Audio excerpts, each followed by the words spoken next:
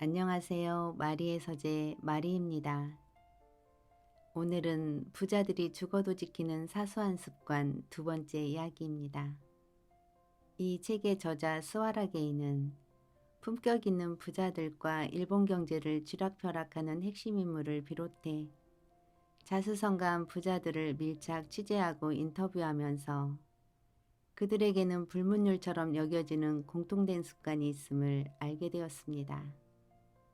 그래서 저자도 나쁜 습관을 단호하게 처분하고 부자의 습관을 적용하자 감정이 점차 안정되고 욕구불만에서 오는 소비를 하지 않게 되었습니다. 그러자 생활이 실속 있고 정말로 돈이 들어오기 시작했다고 합니다. 이 책은 결국 작은 일에 안달복달하며 피곤하게 사는 일이 빈곤임을 깨닫게 됩니다.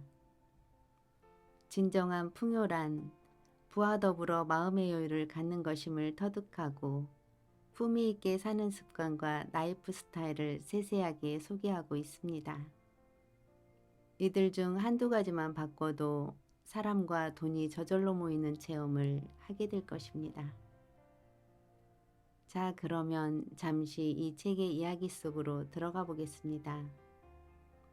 오늘도 마리의 서재와 함께 즐거운 시간 보내세요. 구독과 좋아요, 알림 설정은 사랑입니다. 사랑합니다. 돈이 밤낮으로 보이는 부자들의 생각. 나를 중심으로 생각하면 답이 보인다. 부채를 악으로 단정하지 않는다. 저는 돈이 많지는 않지만 빚을 지고는 살지 않습니다. 이렇게 당당하게 말하는 사람이 간혹 있다. 빚을 무조건 악이라고 생각하는 사람이다. 그러나 모든 빚이 나쁜 것은 아니다. 대출이 없다면 기업 경영이나 은행업도 성립되지 않을 것이다. 부채는 악순환이 아니다.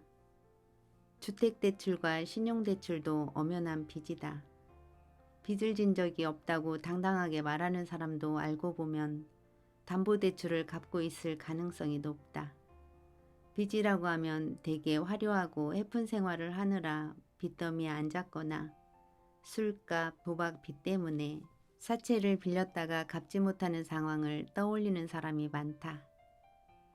부자는 긍정적인 부채를 만든다. 빚에도 긍정적인 빚과 부정적인 빚이 있다. 일반적으로 가족의 생활을 쾌적하게 만드는 주택대출이나 자동차 할부 등은 긍정적인 빚이다. 그리고 유흥비 때문에 진 빚은 말할 것도 없이 부정적인 빚이다. 단 주택대출이라도 지불 능력이 충분히 검토되지 않았다면 점점 가정경제를 압박하는 부정적인 빚으로 변할 것이다. 순조롭게 변제하지 못하면 결국 가정경제가 흔들리기 때문이다. 그래서 개인 파산으로 가정이 무너지고 인생이 망가지는 것이다. 돈을 빌리는 것 자체가 악이 아니다. 다만 빚을 악으로 만드느냐 아니냐는 돈을 빌리는 목적 그리고 빌린 뒤의 마음가짐에 달려있다. 돈에 대해 무지한 것은 죄다. 당신은 비트코인이나 핀테크에 대해 쉽게 설명할 수 있는가? IT 시대의 세상은 어지러운 속도로 진화하고 있다. 돈에 관련되어서도 급속도로 변화하고 있다. 지금까지 없던 새로운 화폐와 결제 방식, 서비스 방식이 속속 탄생하고 있다. 더불어 비트코인, 핀테크 등도 최근에 탄생한 돈 또는 돈에 관련된 서비스 방식이다. 이것을 아느냐 모르냐에 따라 돈을 활용하는 방식이 완전히 달라질 것이다. 아무도 가르쳐주지 않는 돈에 관한 지식. 돈은 사회에 꼭 필요한 도구다. 그러나 일본에서는 이상하리만치 돈에 대해 제대로 가르치는 사람이 없다. 아이가 돈에 관심을 보이면 어린애는 돈 걱정하는 거 아니다. 그럴 시간 있으면 공부나 더 하라며 꾸짖는다. 대학에서 경제학을 선택한다고 해도 유명한 경제학자의 이론이나 조금 배울 뿐이다.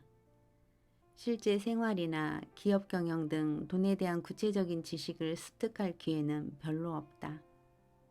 여기에 돈 이야기를 하는 것은 천박하다는 풍조가 아직도 뿌리 깊다. 이래서는 돈에 대한 올바른 지식을 갖추기란 쉽지 않다. 부자는 경제 지식이 풍부하다. 돈을 많이 벌어서 부자가 되고 싶다면 당연히 돈에 대한 지식이 필요하다. 실제로 부자들은 경제와 재무에 밝다. 즉 돈에 대한 지식이 풍부하다. 그들은 세금의 구조나 절세 요령에도 해박하다. 재무지식이 없는 사람과 재무지식이 있는 사람은 세금을 내는 액수부터 크게 다르다. 부채에 관해서도 마찬가지다. 재무지식이 있는 사람은 금리에 밝아서 적절한 시점에 다른 대출 상품으로 갈아타면서 변제액을 차츰 줄여나간다. 한편 돈에 대해 공부하지 않는 사람은 대출을 한번 받고 나면 30년 넘게 그대로 내버려두는 경우가 많다. 시간이 지나면서 경제 환경이 여러 번 바뀌는데도 그들은 자신이 그 변동과 무관하다고 생각한다. 돈에 집착하면서도 돈에 대한 지식을 습득하려 하지 않는 사람은 손해를 보기 마련이다. 돈 흐름에 무관심하면 위험해진다.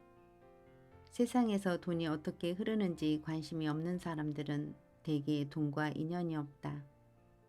비트코인이나 핀테크에 대해 올바른 지식을 갖추고 있는가?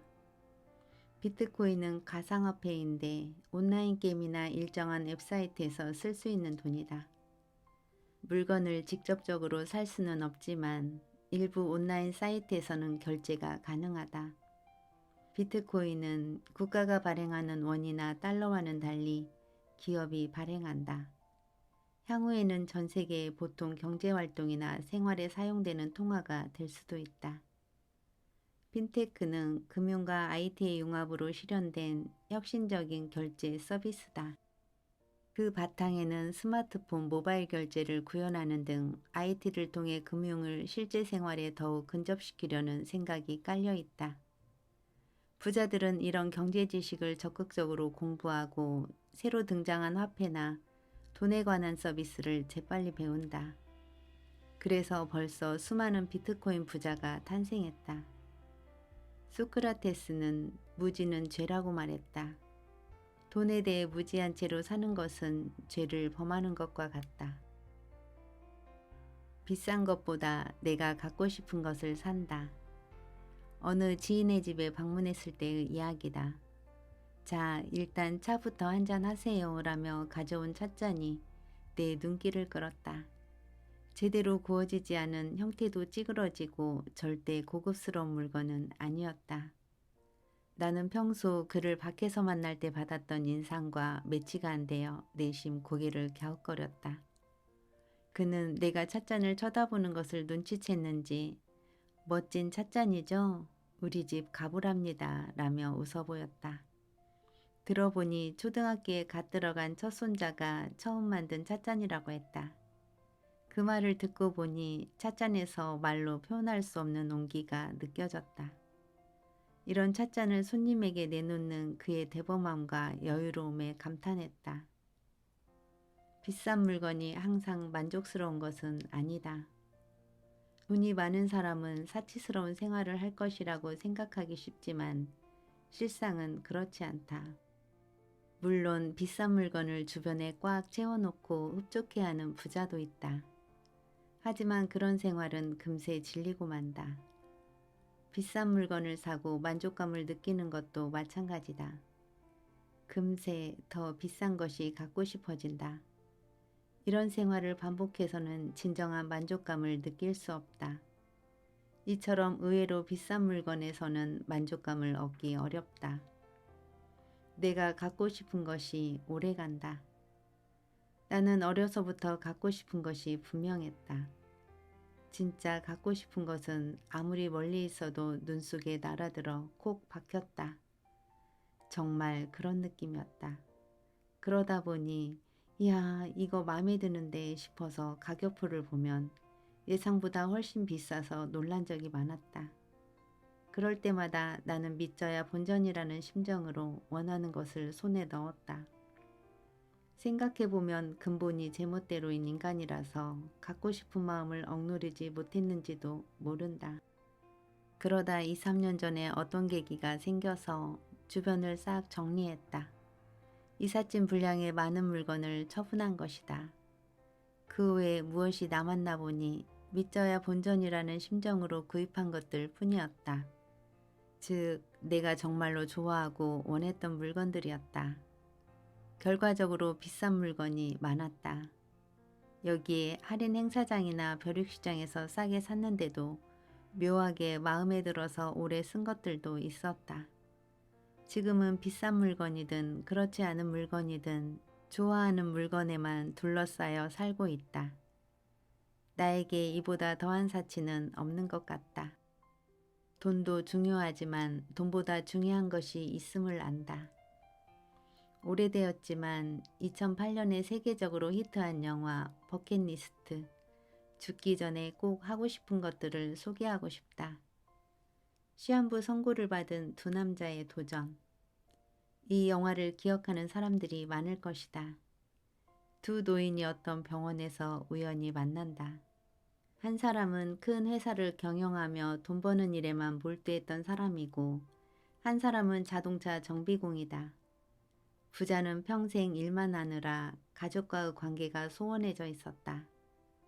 자동차 정비공 역시 가족을 사랑하기는 하지만 오랫동안 가게를 지탱하기 위해 일만 하느라 지쳐 있었다. 두 사람은 각각 반년간의 시한부 선고를 받고 남은 기간 동안 예전부터 해보고 싶었던 일들을 전부 실현하려 한다. 이것저것 이야기한 끝에 두 사람이 완성한 죽기 전에 꼭 해보고 싶은 일 목록은 다음과 같았다. 문신을 한다. 타지마할 유적에 간다. 스카이 다이빙을 한다. 아프리카에서 사파리 투어를 한다. 만리장성에 간다. 자동차 경주를 한다. 피라미드를 본다. 홍콩에 간다. 처음 보는 사람을 친절히 도와준다.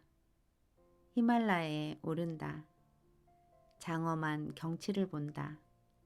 죽을 만큼 자지러지게 웃는다.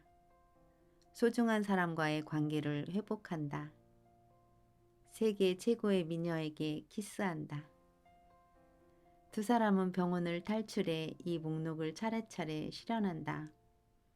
다 쓸 수 없을 만큼 재산이 많은 부자 덕에 두 사람은 돈을 펑펑 쓰고 사치도 한껏 부린다. 그러나 이상하게도 여전히 두 사람의 마음은 채워지지 않았다. 결국 두 사람의 마음을 충족시킨 것은 가족이었다. 부자가 마지막으로 키스한 세계 최고의 미녀는 바로 사랑스러운 손녀였다. 이 영화가 세계적으로 히트한 것은 사람들에게 돈으로 살 수 없는 것이 무엇인지 보여주었기 때문이다. 그것이야말로 최고의 행복을 가져다 준다는 메시지를 충분히 전달했다. 그리고 많은 사람이 그 메시지에 공감했다. 행복으로 가는 지름길은 바로 여기에. 내가 만난 성공한 사람들도 특히 가족과 친구 사이의 인간관계를 소중히 여겼다. 그래서 상담이나 취재 틈틈이 가족 이야기가 나오면 그들의 표정은 한결 부드러워졌다. 돈이 없으면 인생이 비참하고 외로워지는 것은 사실이다. 그러나 돈이 있다고 마음이 다 채워지느냐 하면 그것도 아닌 것 같다. 돈과 인간관계 두 가지를 모두 소중히 여기며 하루하루를 성실히 살자. 그러면 결핍이나 불만을 느끼지 않게 된다. 결핍이나 불만이 없으면 사고방식이 저절로 밝고 긍정적으로 변하므로 자신감이 생긴다. 그리고 그 밝은 태도가 미래의 가능성을 활짝 열어줄 것이다. 차근차근 성실하게 하루하루를 쌓아나가자. 그것이야말로 최고로 풍요롭고 행복한 인생을 실현하는 가장 확실한 방법이다.